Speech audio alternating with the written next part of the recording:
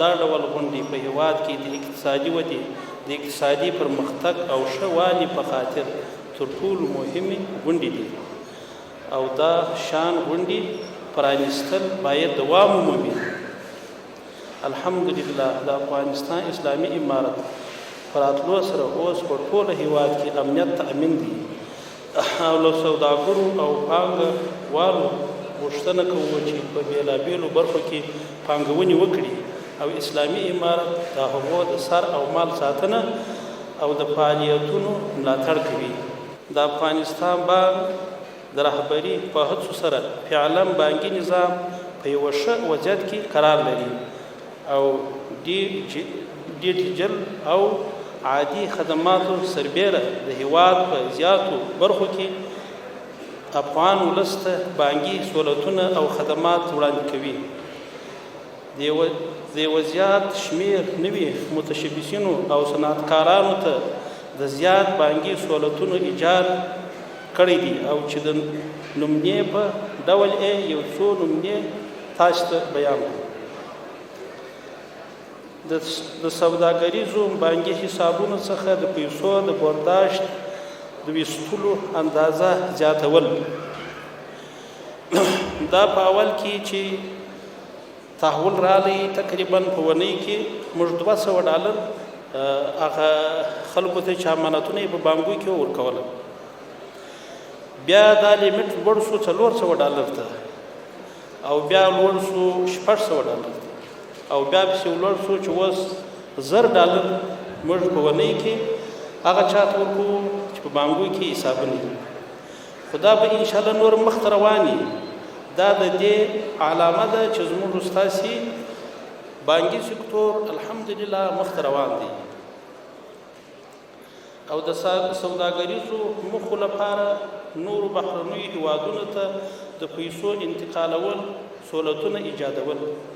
پخوا چې په دې کې څه محدودیتونه او محدودیتونه مثبت کړي دي، اوس موږ ته سټیټیانې کوای شو، موږ ته شخصي بانکونه او پاتې شو هغه تجاران چې د خارج څخه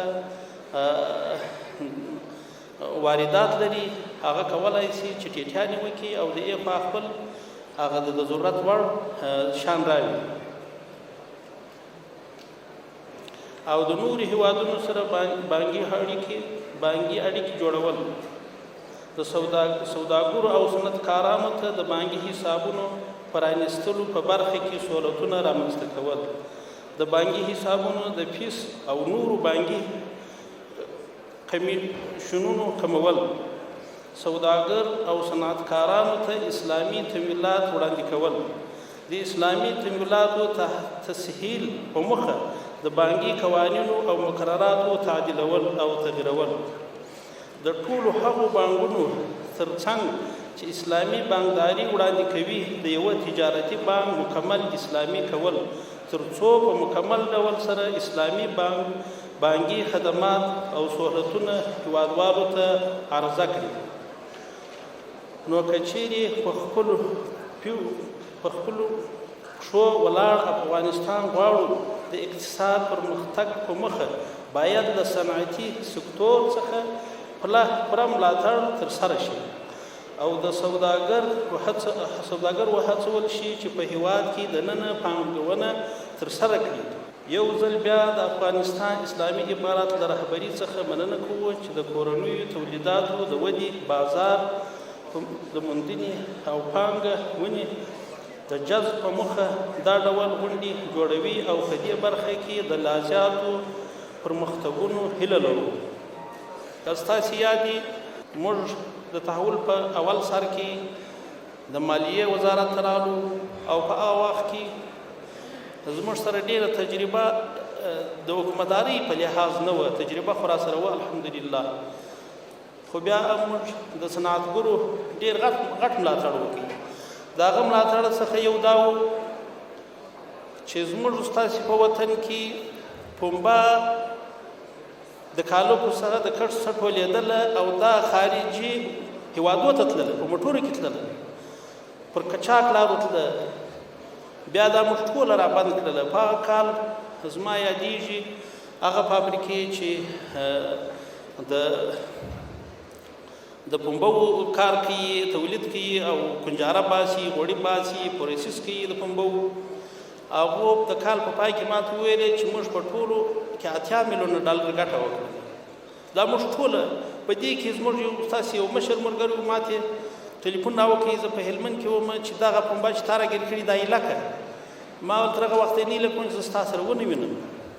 بیا چې مو سره ولیدله دا خبره مې ورته وکړه چې زموږ ته صنعت دی، زموږ ته فابریکې دي، زموږ ته نظام دی.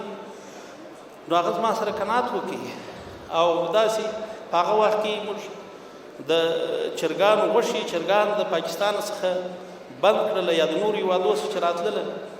اوس الحمدلله په سل کې 90% موږ خو تاسې د دې برخې څخه فتقفا یو او پاتې سو نور هم چې موږ ته معلومېږي چې امارت د صنعت ملاتړ کوي او صنعتګرو هم دا غواړو چې دوی خپل کم شی چې جوړي هغه معیاري کړي، د ملت په سترګو کې خاورې ور وانه اچوي. هر شی چې جوړي هغه به چې معیاري هغه پر هغه سټنډرډ برابر وي او هغه زموږ ملت ته مرضونه پیښ نه کړي. نو په دې کې صنعتګرو ته څه دا خواست دي چې موږ تاسې وشاته ولاړ یو، خو تاسې دا خپل کیفیت به چې تر ډېره حده برابر کړي. او بله خبره دا د تجارت چې دی هم زموږ ستاسې د ملک یو ضرورت دی، د تجارانو هم موږ لاسنیوی کړی دی، هم یې کوو. او پاتې سو خاص د هغه تجارانو چې هغه صادرات لري د هغو ډېر لاسنیوی کوو او هغه موږ ډېر تقدیروو. او دې خواته موږ تاسې باید چې ولاړ شو. موږ یو حساب یو سروې کړې ده چې زموږ ستاسې په وطن کې په سل کې 80% خلک په زراعت او مالدارۍ اخته دي. زراعت او مالدارۍ ته باید چې موږ وده ورکړو. پاتې 10 سلنه کسان شول هغه تجارت صنعت په دې باندې اخته دي. نو موږ تاسې ته الله توفیق راکړي چې موږ تاسې صادرات ډېر شي، موږ تاسې صنعت قوي شي. تاسې ګورئ یو شی چې معیاري اوس که یو شی جاپاني نوم پر کښېښودل شي به دا د هر چا ذهن ته دا ځي چې دا اصل دی، په دې کې هېڅ شک نشته. که یو شی د بعضې ملکو یاد شي به د ستیل سړي ذهن ته دا ورځي چې دا بیخي کمزوری وي. نو موږ تاسې باید چې یو شی چې د افغان نوم باندې لیکو هغه معیاري هغه د خلکو ذهن ته دا ورسي چې دا هغه باکیفیته شی دی. الله پاک خیر درکړي. السلام علیکم ورحمة الله وبرکاته.